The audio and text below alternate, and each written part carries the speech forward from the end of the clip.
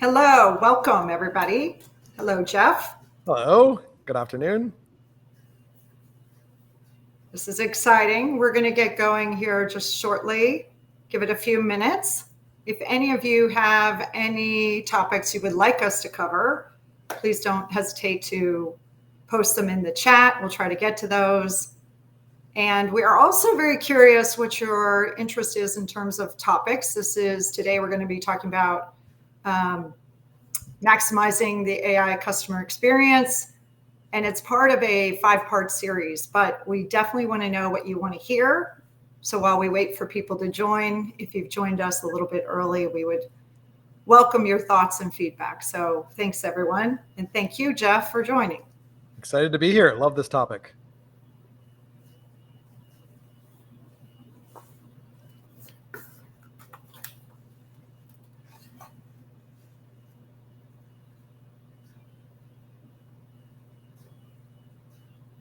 Okay, we're just down to maybe a minute before we start off, and we are going to be recording this so we can share it. If you're busy, like so many of you are, and you're unable to stay to the end, don't worry, we'll have it recorded and available for you. And if you have any questions you have within your organization that you're struggling with around this topic or anything like that, post that into chat. If we don't get it talk about today, we'll follow up with you, or maybe use that as a topic for one of our next episodes. Thank you, Jeff. That's excellent.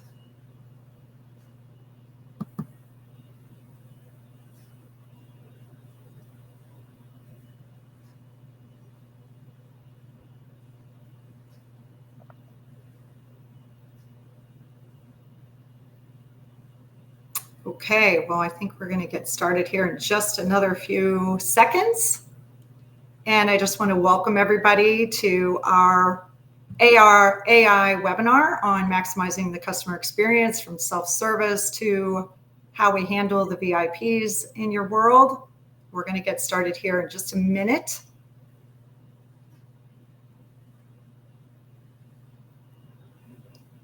Okay, I think we're going to kick it off. And I just want to say welcome to everyone. I'm Sally Hurley. I'm the CEO of VIP Desk, and I'm joined today with Jeff Cramp, our CTO and CAIO officer. Thank you, Jeff. Thank you, Sally. Thank you, everyone, for coming. I'm very excited to be here. It's a topic that's near and dear to my heart. And we love customer service, and we love AI. So this should be a good one. Yes, this is great. And thank you, everybody, for joining. Here's a little bit of context around who we are. Jeff and I have worked together for many years here at VIP Desk Connect, and we have a foundation and background in delivering outsourced customer service for luxury brands and brands that care deeply about the customer experience across all kind of channels, from phone, email, chat, text, social, etc. And so we are facing, just like everybody probably on this call, a transition in our industry. Everybody is very interested and eager to experience AI and how that can help their customer service operation. We have implemented several solutions for our clients. We're on the front line. We sit right between the brands we have a good fortune to serve and the customer experience. So we're right in the middle. We're going to share some of our lessons learned, and we welcome you to post your questions as we go. We'll get to those at the end. And this is being recorded, so we're happy to share it as well. So with that, let's get into this, Jeff. Awesome. So we're going to talk today about AI readiness. We're going to talk about the customer-centric generative chatbots, escalation to humans, personalization, having transparency, and beyond that, optimizing the solution once you get it up and running. You'll be able to walk away with some actionable strategies to help you with this, and also some of our lessons learned, and maybe some of your lessons learned if you're willing to share those with us. So Jeff, let's jump into it with AI readiness and talk about design and mapping. Yeah, this is a big one. So everyone likes the shiny new AI tool, and there's other platforms where you sort of just get up and running, and you don't really need to think too much about it. But really, there's sort of four buckets here that I think are super important when you're looking at AI, looking to automate away. And the first one is really, what is your goal? You really need to make sure that everyone in the organization has the same goal. Like, why are you doing this? So one of the things we often see is to reduce costs, right? So if you can automate away a bunch of interactions, that's going to save you money in the long run. And so if that's your goal, then you're going to be looking at different type of metrics. Maybe everything's great and the organization's doing awesome, but you are growing at a rate that you can't keep up, right? So you're having trouble recruiting, or maybe the training that you have to do is very involved with your agents, and that's taking too much time. So you can look at AI as a way to help with your scale. So business is doing great. It's a really good way to look at that. And then, what is the goal of those interactions? Are they sales focused? Are they all about support? Are they providing technical support, policy information? Making sure that you understand where you want that goal from a support perspective to be. So once you have everybody aligned, which again you'll hear this a lot in today's conversation, is you have to understand your business. What is driving that volume to your customer service? And so if you don't do this now, you really should start tracking it, which is, what is your reasons for contact?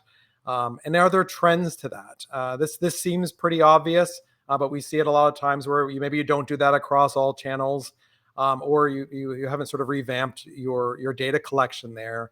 But it's really important to understand that, so you can properly map this out and make sure that AI is aligned with your goals and what people are looking for. I think looking at across channels, so you've got phone, chat, email, you sort of have two buckets of voice and digital. That's an important thing to look at. A lot of times people deploy AI initially on the digital channels. It is easier and more cost effective. But if you understand that, you can tailor the solution around that. So if you've got a lot of email volume, and it's a very different type of reason for contact, you might want to look at maybe funneling that volume through your chatbot, getting rid of email altogether. That's one of the things that we always push here. We don't think it's the ideal channel. There's a lot of back and forth. But if that's different than your chat channel, then your chat solution won't necessarily solve your email problem. So looking at that, how does that work? And then maybe you're experiencing a lot of volume, but due to a short-term problem, right? So have you moved platforms recently or launched a new product and you have a huge surge? Well, in theory, that's going to go away. So you don't want to make your decisions or put your efforts around that if you have a definitive plan that you feel will resolve that. So really, what are the long-term inquiries? What are the constant things that you're seeing throughout the business, and so forth? So that's really huge.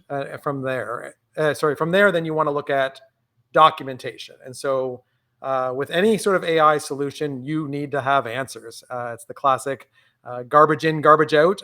If you don't have anything in there, you can unleash a bot to make things up, but that's not recommended and that won't give you great service.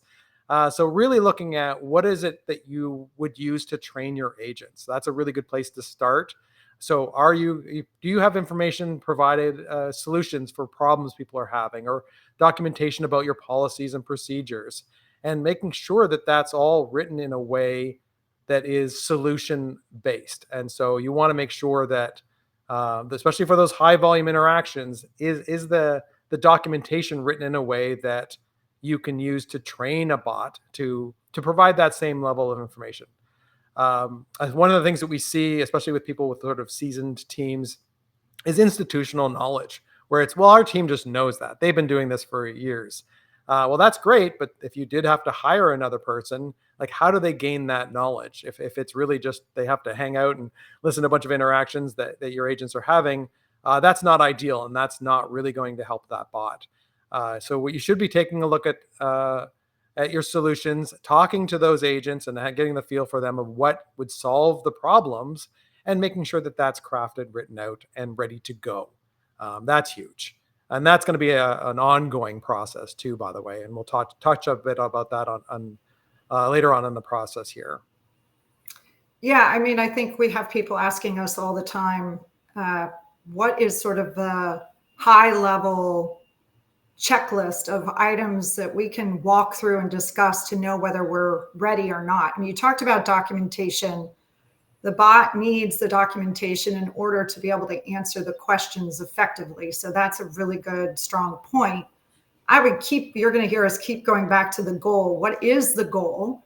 So, we could say, oh, if you have a small team under 10 FTE, if you have limited hours of operation, if you have low volume of contacts, if it's, if you've got a small program, this will probably add cost. So maybe that's okay. When you go back to the goals, maybe the goals are, get ready to scale because your business is facing seasonal surges or growth in general. Maybe it's about the customer experience and capturing information to assist the agents better.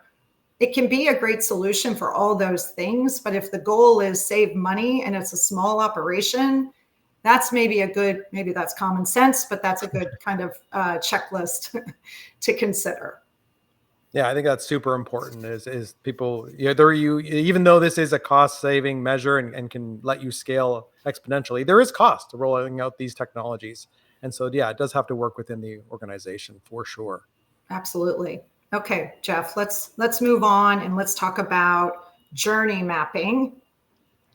Yeah, this is a big thing. And I think something that maybe people don't really look at enough, but really, and again, we approach everything from a service perspective, and we want happy customers for our clients. So having a customer centric design when you're looking at generative AI is huge. And so let's assume you've done all of your data collection, you understand your reasons for contact, you've got great documentation, you've got great resources that can be looked at for solutions. So you should ask yourself, what topics are best handled for AI? And so technically you could put a language model in front of your customer service and cross your fingers and call it a day. But you have all the old technologies, the new technologies, integrations, and of course your people. So what is best suited for those particular issues?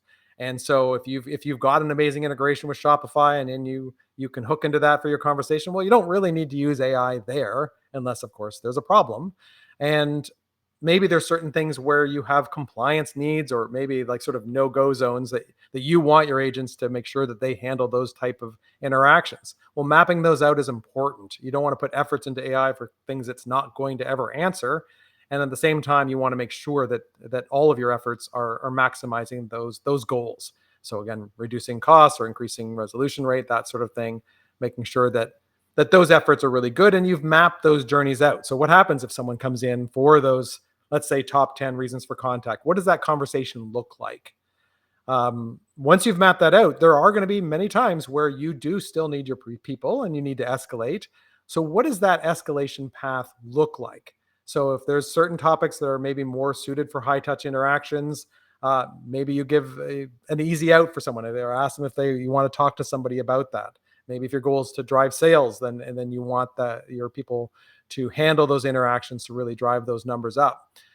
So mapping those escalation paths out. So the default is the bot can't help you anymore. It's tried its best. I'm going to get you to an agent, but it's not always black and white. And I think understanding that is really helpful, and the customers notice and they appreciate that. And then also blended automation. A lot of times people put this in two buckets, right? You got your bot and you got your agents, and that's it. But what happens in between? So if you are having a conversation with the bot and then you want to get escalated to an agent, the bot doesn't necessarily have to end its conversation there. If your agents always collect maybe the email address or name of the customer, maybe it's a serial number of a product, maybe it's a member number, have the bot have that conversation. Well, while I'm waiting to get someone for you, can you please have this and get this information? And the language models are amazing. If you give it what you're looking to get before you hand it off, they can do that. And it can be patterns in order numbers or patterns in membership numbers or various types of data that you might need. Everybody wins when that happens because you're getting accurate information. It's directly from the customer. You can validate it. You can tweak it if it's sometimes that people enter it wrong or it's incorrect. It needs certain formatting. And then the agents don't have to start their conversations asking those same questions over and over and over again.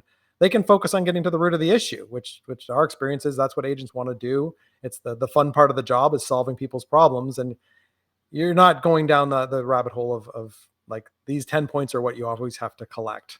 You may even find it helps with your attrition because it's going to make the job more interesting.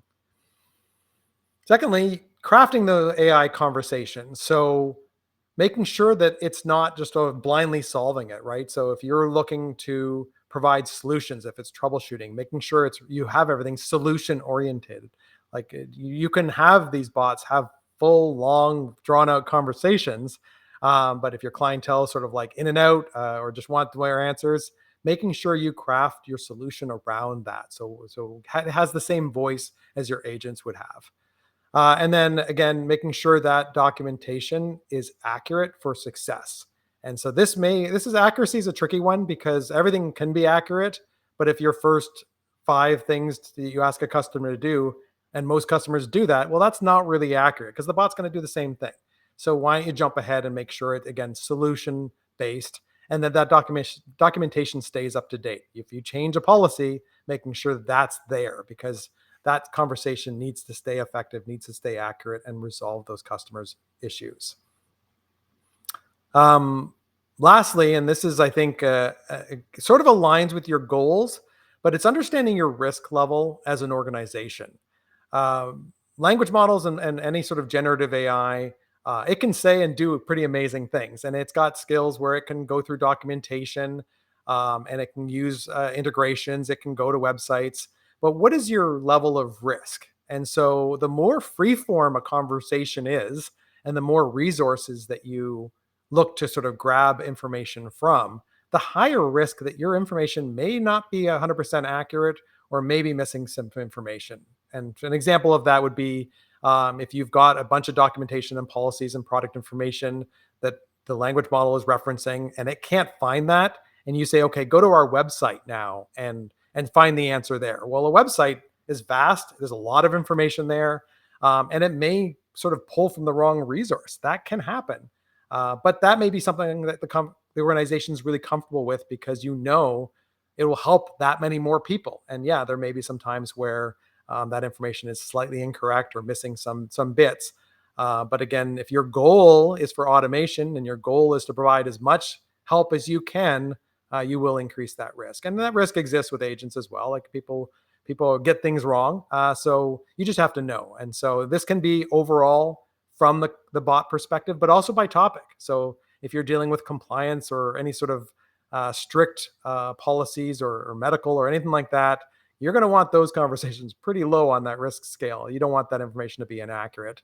But as you go through and map out those journeys, and I think this is why that's really important, you may unleash more resources for certain topics.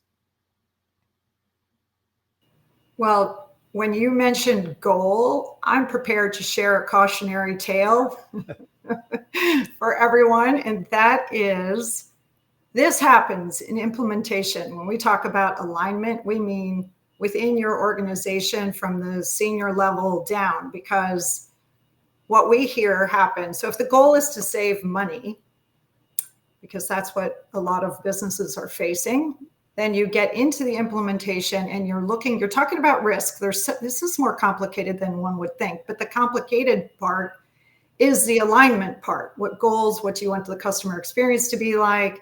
And so a cautionary tale might sound like this. You get into an implementation and the team, you're saying, we're going to automate these, 20 different workflows. And then somebody says, oh, no. That has to be handed off to a human. Oh, that has to be handed off to a human. That those things, they're part of our brand experience. And that could very well be true. But the more that happens, it's like common sense. The more that happens, the less automation there will be. And that, I love Brian posted a question, how can businesses balance AI-driven automation with a human touch to maintain customer loyalty and trust? I think that has to be a goal to begin with, right? If that's a goal to begin with, then the sensitivity, this is my 2 cents, and Jeff, hopefully you're nodding your head in agreement that you want to make sure that it's what the customers want in terms of the experience. If it's like, where's my order? Something all of us, we don't care with Amazon if we talk to a human being.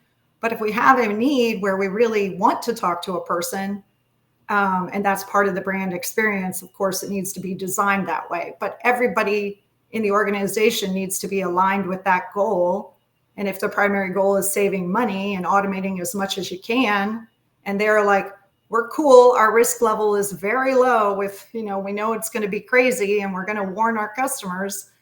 I mean, it's really so adaptable to a business. And maybe the best advice we could give is step into it.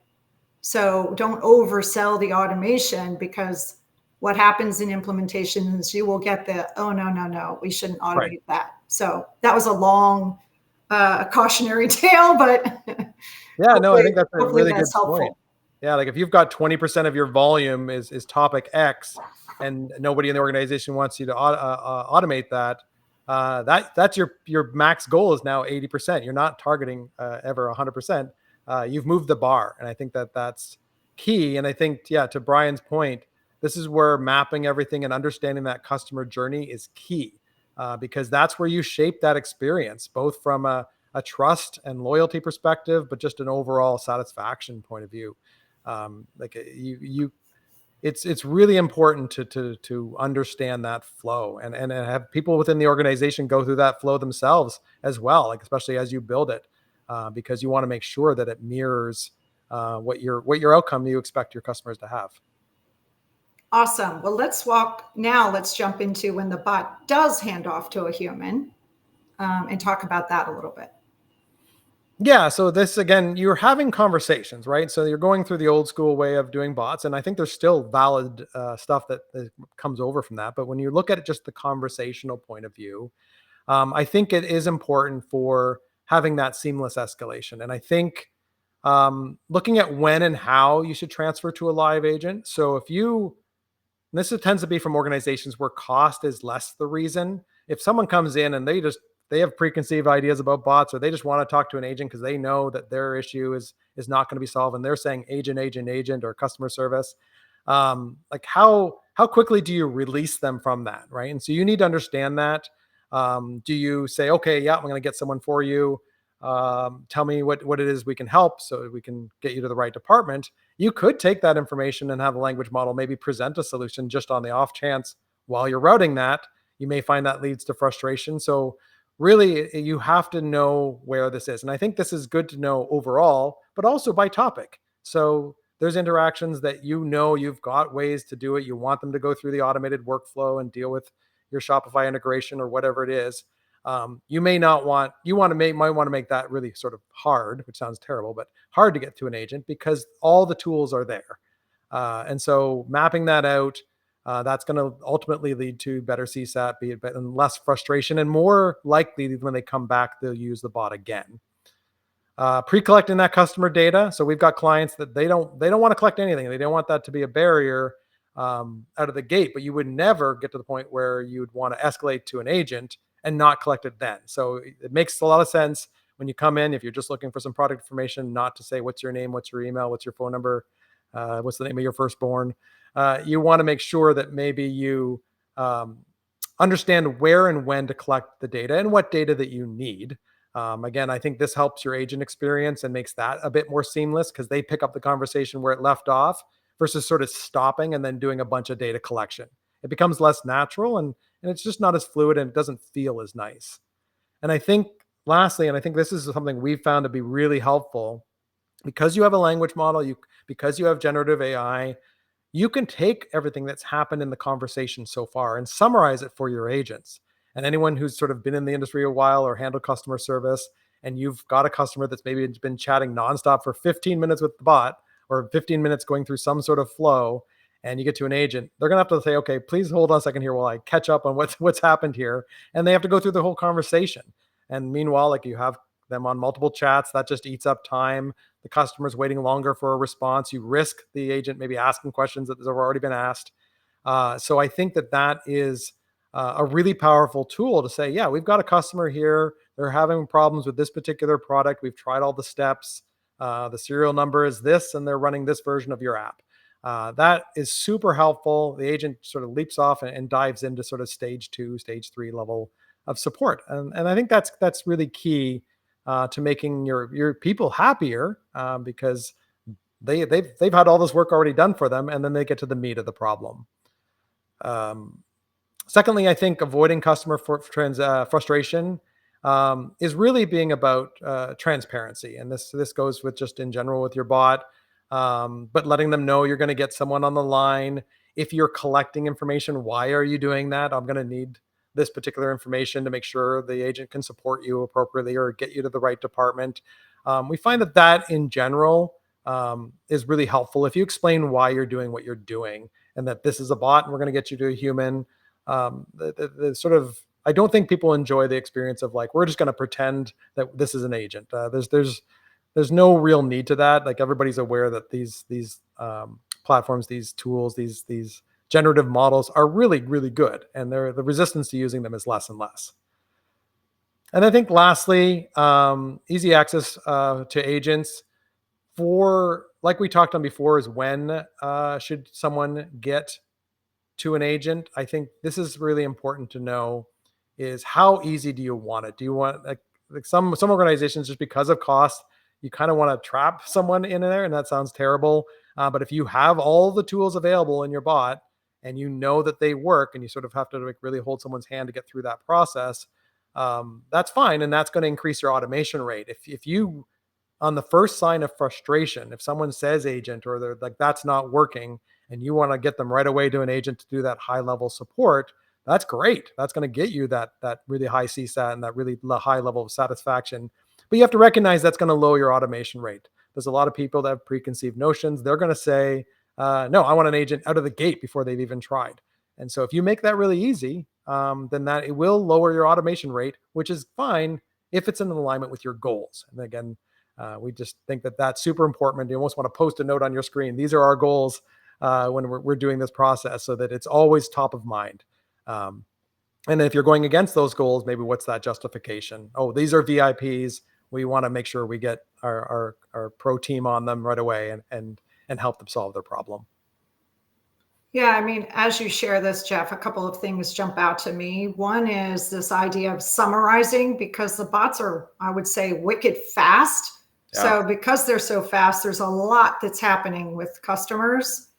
And so if you don't have that summary, it could be a lot for your agents to absorb. And the worst experience is they're repeating, sharing steps and suggestions that the bot has already been through. And sort of the second point of that is another sort of cautionary tale, is to have enough involvement with the agents themselves when you're implementing and iterating, so that they understand the process and what the bot is going to handle versus what they can handle.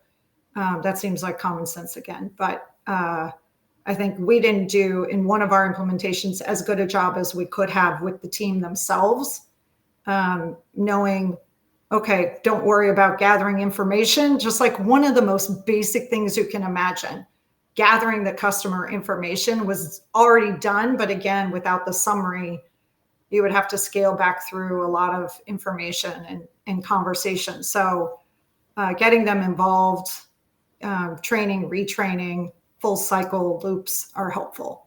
Yeah, I think it's a good exercise to have your agents actually use the bot, have them go through some of those common interactions that they know they're seeing day by day, and they'll get an idea about it. Like with generative AI, you can get various forms of responses, but fundamentally, if you've structured it right and kept it pretty tight, it's going to be pretty consistent. So if they go through that experience and get to the point where they escalate to one of their colleagues, they're going to have a better sense of what the customer's already gone through.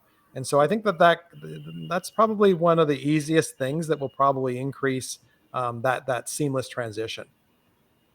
Awesome. Well, let's jump into personalization real quick. Yeah. So this is, again, I think tied to how to ensure that you're taking advantage of a lot of these platforms and these tools to not only get the automation or whatever your goal is, but to increase that customer experience. And so looking at what information about your customer would be helpful if they were to come back. And so every organization has repeat customers. Maybe in your solutions or in the conversations with the bot, you say, okay, go and do this, or we don't have that information yet, try again in 24 hours. And so looking at, and this, you have to check with your compliance and what you're allowed to store and what you need to collect from a PII perspective. But things like first name to personalize it. Welcome back, Jeff, or welcome back, Sally. It's great to see you. Are you still having problem with this particular product, right? And so you can store product. If your clients typically have one of 10 of your products, and that's or the service that they use or subscribe to, then you can store that. And so then you don't have to necessarily have them start all the way over and go through the same process again. Sometimes it's a matter of, just validating. Are you still doing this? Or we see that you're still a member of this particular program. Do you have a question about your membership again? Or that kind of thing. I think it's something that you can be a bit more dynamic, because a lot of this information, if you can store it and throw it into your prompts and understand that you can give it additional context. This person's coming back. They previously had a problem with X. That language model will take that and run with it. And it creates a really personalized conversation that is quite lovely, really. And I think it does create that sort of long lasting loyalty and feeling of trust. I think to the point where, again, if you have collect too much information, maybe that's not, it can start working against you on a trust perspective. But if it makes sense from the conversation and the support that you're trying to give, that's great. If they came back and they're asking about the status of their order, and your people typically order like once every few months, you can store that. And that's the last order they looked up. Hey, do you still need this? Maybe even proactively looking it up in your Shopify or whatever tool you're using to check the status of that, and proactively saying, hey, great, by the way, your package is on the way. Like that's really looking at this from a service perspective. And then I think lastly, your VIP customers, again, we talked about this before. People have those high paying members or those special group of their customers that maybe they want to give a bit of a special experience for. And so once you identify them, if they do come back, you can do tailored workflows and tailored models. Like imagine your language model prompt even has a different voice, because this is sort of like your top tier. They get that VIP treatment. And so really looking at that, and again, to circle back, this is why mapping out those journeys is so important, because once you understand the path you want to take that customer on, you can really take advantage of the power of these tools. And it's pretty incredible, really. And I think it goes back to, we keep saying the same things, but going back to design, do you want the same experience for your high value clients or customers? Because it can be different. It could be that they hand off right away to a human. Maybe that's not what your high value customers want. I think that really design matters, brand matters, and goals and alignment. All of that kind of plays when it comes to this personalization. Yeah, and I think looking at too what you've done with other channels in the past, we've had clients that have VIPs that have a special number, right? That's their VIP number, calls in, it validates the number they're calling from, and you go into a priority queue and you get that special team. So if you're doing that in other channels and it's been successful, why not look at doing that same thing with generative AI and making that experience somewhat similar and maybe even better, because you have sort of endless resources with some of these solutions. Okay, so let's jump to continuous optimization and talk about once it's up and running, then what? Yeah, so we touched here on transparency again. A lot of this may be common sense for everyone, but customers should know they're talking to a bot. There's no need to pretend. I think people did that back in the day to try to personalize it or encourage it, but you can give your bot a personality, but you should really be fully transparent about that.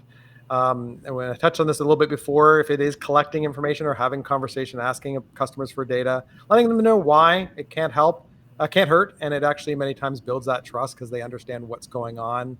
And then having that tone be in the voice of the brand. So especially if you train your people to talk a certain way, use certain verbiage, having the bot be sort of instructed to, because it is all it can morph into any sort of personality, making sure it mirrors that. As far as optimization goes, and I'll just go to the next slide here. This is something that is also important. This is everything to do with this.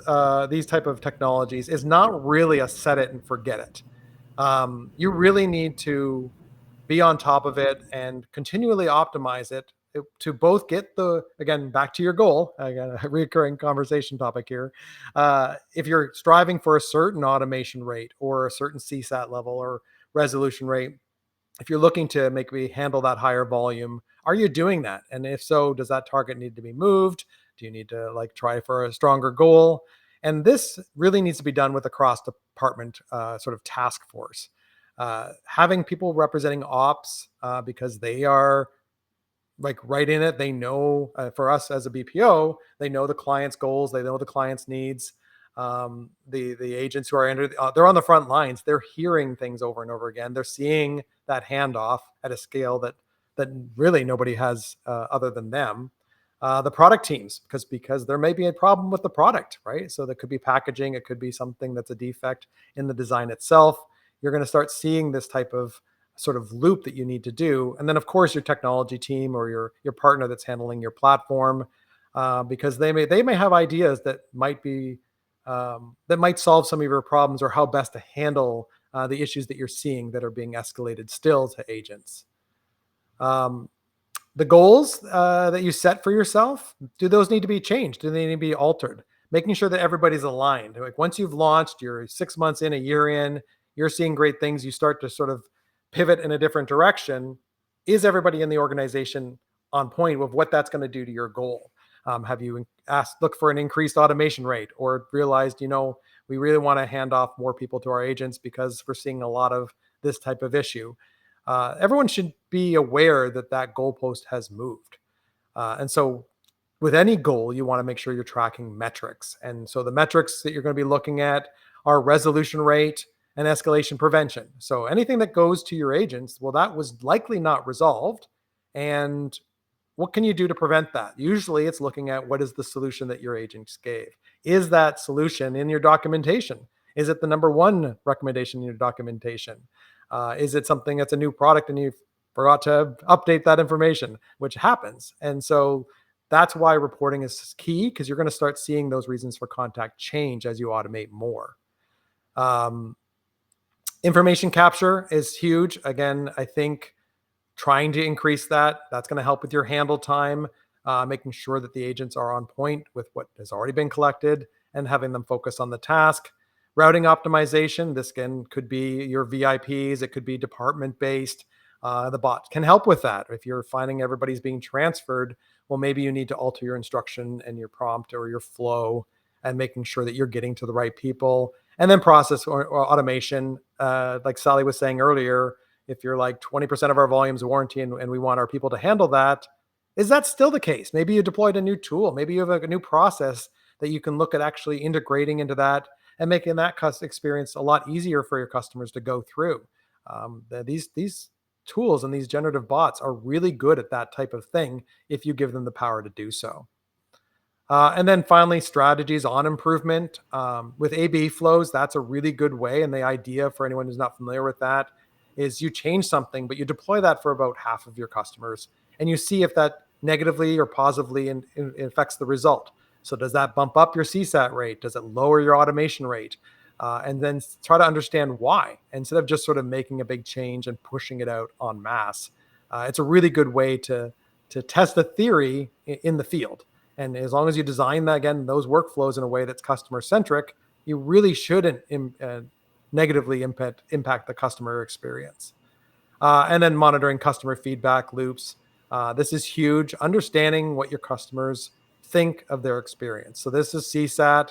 This is maybe a follow-up survey about resolution, especially if customers tend to walk away mid-conversation.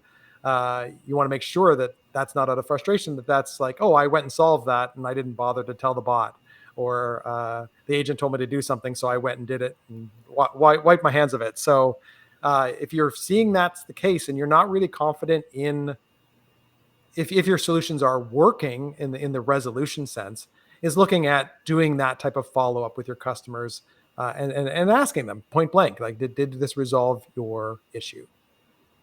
I mean, under key metrics, have we not learned resolution is not the same thing as automation? I mean, of course, but I would go further and say, if you're going to expect a bot to resolve 80% or whatever all the claims are, I would compare it to what humans are doing across other channels. 1,000%. And right. So a lot of clients we see, they're doing CSAT through one channel, NPS through another.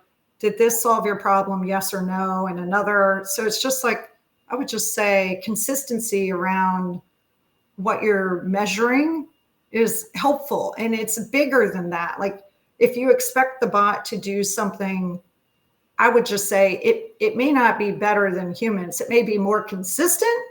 Yep. And it may be faster to deliver that information, but if humans can't solve it, and I think here is, while this all sounds negative, an evolved brand might view that as an opportunity to dig into what's happening with that process or product.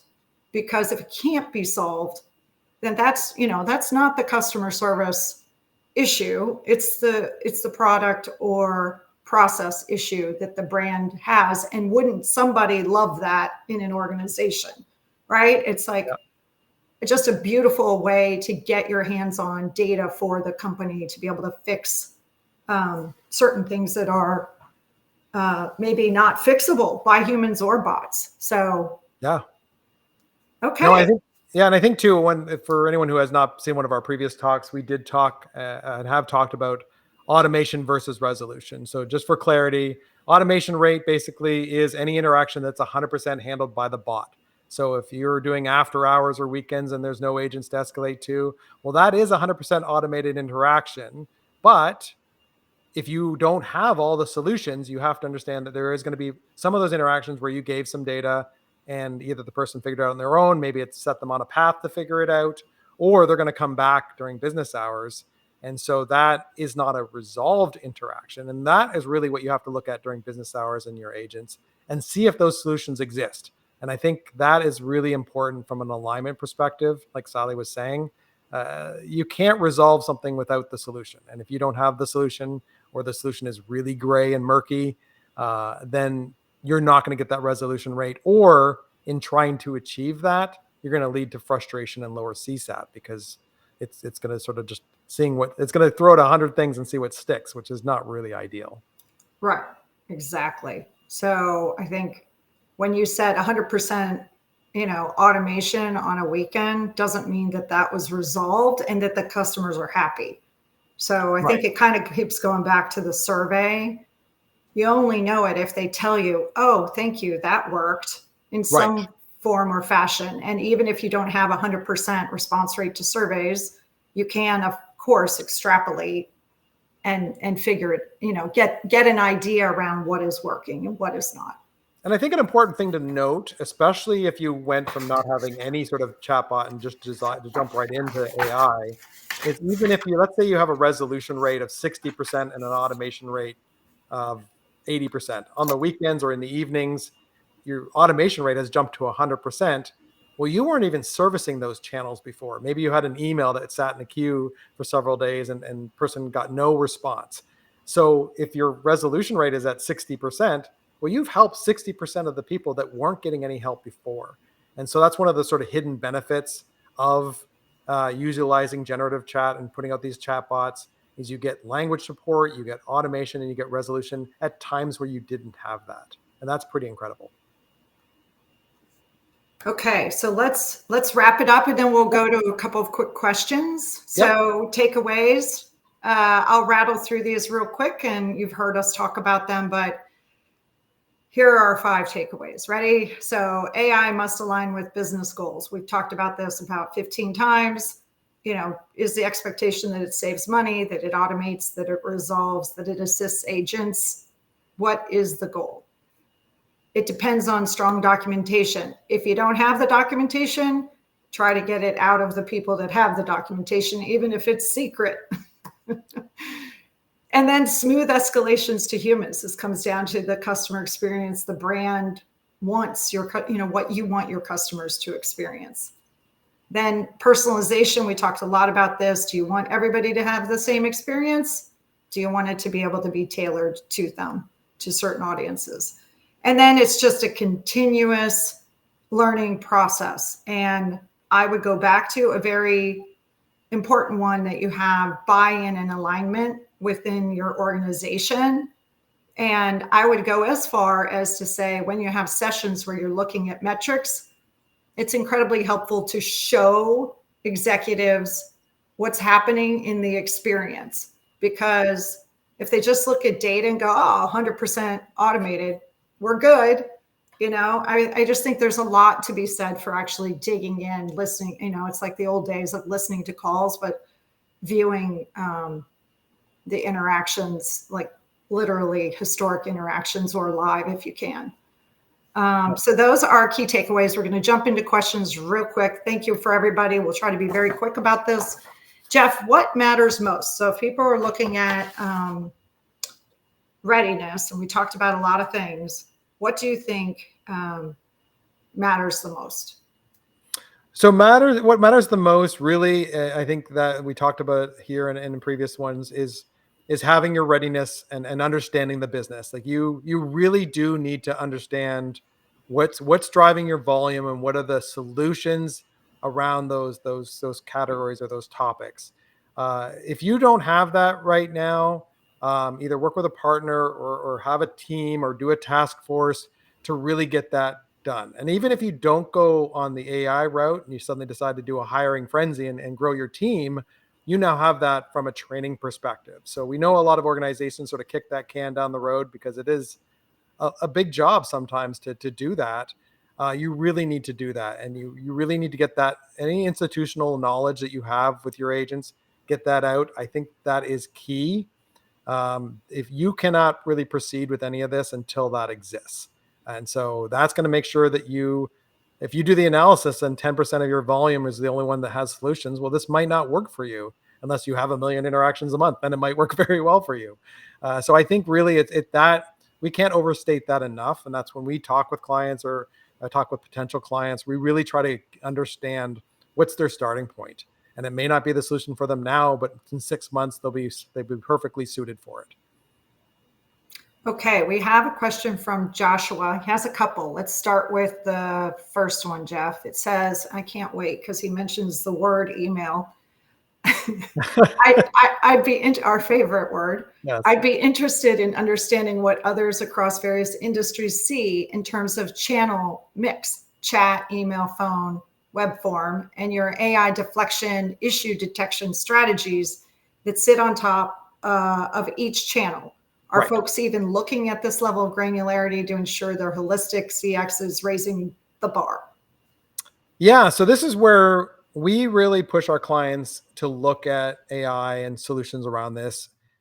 Not so much in the granular channels that we've done in the past, but really digital and voice, because those are really two different ways to approach it. And the question that we always put back, especially email, our everyone's favorite in our organization, is why are you doing email? Why deploy a web form when a chatbot, if you think about it, a conversational bot, is a web form that's a bit more natural than just having a form that you fill out or select drop downs from. You can constrain the data as much as you want. You can get the data and validate it and actually correct people's data when they put in that information. So much better with these language models in this generative world that we live in. Ask yourself, why have a web form? Why do email? Is there a reason for the business to still do that? Those are channels that are very easy to end and direct people into your chatbot. So that's what I would recommend. And like, for example, email, one of the biggest things we see is there's no control over that. So not only do you have to filter out spam and various types of emails that come in, but if someone emails you and says, yeah, it's not working, or some sort of generic response, you then have to have someone or even the AI, which can work. And so I'm not saying it can't work. It's just a painful conversation because it's going to last over several days where you ask for more information. Maybe the customer comes back with half or additional information that maybe is relevant or whatnot. And it just drags it out. Whereas a much better solution would be to push someone into a chatbot channel where they can have a conversation, get help if they need to, and then you can always offer to email the transcript afterwards if they want. Maybe you've given them 10 things to try, or you've provided some additional information that they want to keep for their records. There's ways to get that back to them. But we really feel that you really want to look at everything in that sort of, I guess, 2-channel category approach versus a channel approach. Because email is the worst. Web form is better for clients that aren't ready to get rid of email, because you can do a little bit more data collection there. But if you're putting all of these efforts and these resources, and you got a task force, and you're looking at automating away the business like volume into this chatbot, why have those other channels? So really understanding what's the reason. Is it because we've always done it? Then that's not really a good reason. But you really have to want to dive in and get that out of there, and simplify your solution. Like, simplify how people get help. And if it's service focused, it's going to be great. Well, you know what I've discovered through the idea of our clients saying, well, how many issues or interactions has the chatbot resolved? Like, actually, it's come to a full resolution. Well, email, you have no idea. And we've never had that question. Well, how many of these emails are actually solved? Yes, I know there are surveys that go out, but again, I'm with you. Okay, so the second question, with the rise of AI across many platforms, Slack, Zendesk, Intercom, Agentforce, the ability to solve more complex problems, take hands-on keyboard actions typically reserved for humans, is here. What things should we be paying attention to or asking these vendors when vetting before pumping dollars behind it? I mean, I'll let you answer, Jeff, but I would just say my famous question is, let me test it. Let me go see it. Yep. Let me experience it as a human. That's what I say to every salesperson. So for anything. So Jeff? Yeah, no, I think this is a very important thing. And I think too, when you come into it, if you've done the work of understanding your business, you'll know the type of requests that people are getting and the level of complexity there. I think one of the big things, like, we've been going down this journey now for actually almost 2 years now, as the GPTs of the world started coming to approach. It's really looking at how adaptable they are. This world is changing fast. So if any company that's sort of developed their own model or done something internally, I don't know how they can ever compete with what is happening on a world scale with the generative tools that are out there now. So understanding how fast they can pivot, how quickly they're iterating and improving that response, I think that's key. Or is this, like, when a lot of times I see this when a platform has added AI, they're checking a box because that's what everybody's asking about. But how robust is it? How adaptable is it? And how quickly has it changed? Like, we even found this over a course of time where we've been through 3 language models in such a short period of time. And each time has been an exponential jump in the quality of that. If we were tied down into our platform, that makes that really hard. I'm also not a big fan of these type of services when they sort of stick onto another platform, just because that binds you to that platform. If your experience with your CRM is going downhill, but that's where your AI solution is, you're going to have to re-implement that. So that's one of those things that's, I know it's nice to have a cohesive environment with as few platforms as possible, but for something like this, which can broadly go across multiple channels and multiple tools, I would look at something independent and something that is really sort of trying to be on the cutting edge, because this is just going to get better and better. We have a few more, maybe just the last question. What's one of the most important metrics we can track to understand our bot's performance? Yeah, so this is really, your metrics should be like, there's a bunch of metrics you can track, but this can be similar to your CRM, like what products are driving volume and all of that kind of thing. But what are your goals? If your goal is all about cost reduction, if you're sort of experiencing some serious headwinds and you really need to cut costs, or your growth is ridiculously expanding, then your automation rate is key, because those are the interactions that didn't need someone in a seat taking that interaction. As you sort of look at your scale of importance, CSAT is something that you can do with your bot and you can do with your agents and compare them.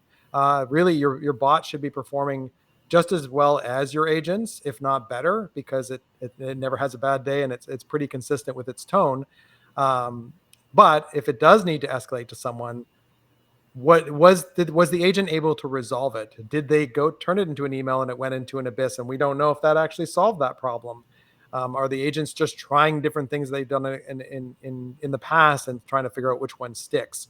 So that resolution rate, which is the bot plus human conversation, that's the best way to do that. If you are doing a survey for those sort of bot only conversations where the customer disappeared, you can follow up with those as well, especially if you integrate those conversations into your CRM. But that's going to give you a resolution rate. And as long as you get a decent sample size back, some people don't like doing surveys, and sometimes we've seen pretty low response rates. But getting those metrics are key. So CSAT, automation, and resolution, I think, are out of the gate really good metrics to have. But look at your goals. That's key. Okay. Well, I just want to say thank you. Thank you, Jeff. We'll leave it there. If we haven't answered every question, we will come back to you. I would just want to offer, if you want our time for a few minutes to talk about your particular operation, we're more than happy to hop on a call, Jeff and I, and our email is here. Mine is really easy to remember. It's just sally@vipdesk.com.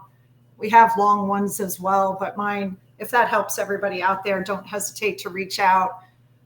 We love talking about this. We love the experience we're going through now. So, and by the way, also share ideas for topics. And if any of you would like to be a guest, we would welcome that as well. So we're here to share as part of this community. We appreciate that you took the time. Grateful to you, Jeff. Thank you so much. My partner in crime here with all things AI. So thank you all again. We appreciate it. Hope you have a great day. Yeah, have a good day, everyone. Thanks for having me. Thank you. Bye.